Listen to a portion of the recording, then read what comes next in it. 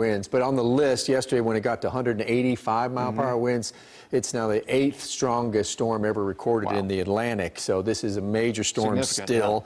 Let's take a look at it. You can see from radar the eye of the storm. It is wobbling a bit as it's come into interaction with the Grand Bahama Island, and as doing so, started its jog off to the northwest just a little bit earlier. It is, like we were saying, a Category 4 hurricane, but it could regather strength as it clears the island. It has open water to kind of reform again. At least that eye wall will probably regain its real near symmetrical structure that it had earlier.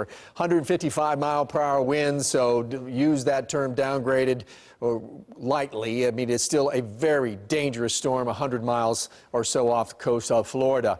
And like I was saying at the top of the show, still forecast to make that dramatic turn, follow the coastline. This is where it'll be Wednesday morning. This is where it's going to be tomorrow morning, just offshore from West Palm Beach. And then by Wednesday morning, just offshore Daytona Beach with 125 mile per hour winds. It'll continue to weaken slightly, become less than a major hurricane by the time it's off the shore of somewhere around Savannah on Thursday morning. But being it's so close this track is to the actual shoreline, everyone, it needs to take precaution here. There's the hurricane warnings out all the way up to Flagler Beach.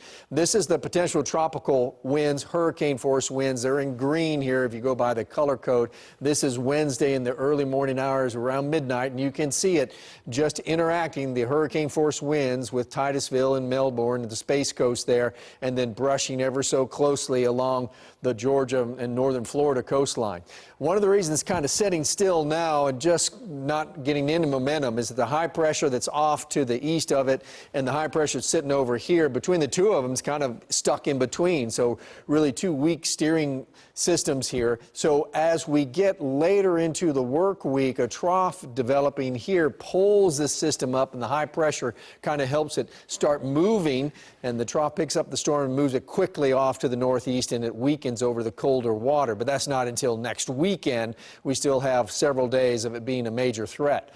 Okay, around here, the only threat is just too much sunshine and the heat. We're going to have not much of a heat index because the humidity will be dropping, but that high pressure that's off to the west just sits right over us. And what that translates to is numbers like this. Instead of the first week of fall of September, it's going to feel more like the 14th week of summer. We're going to be into the upper 90s, and perhaps Friday hit yet one more 100-degree day. We go into the weekend with that hot and dry weather continuing, Russ. Yeah, the heat's still on. Got to keep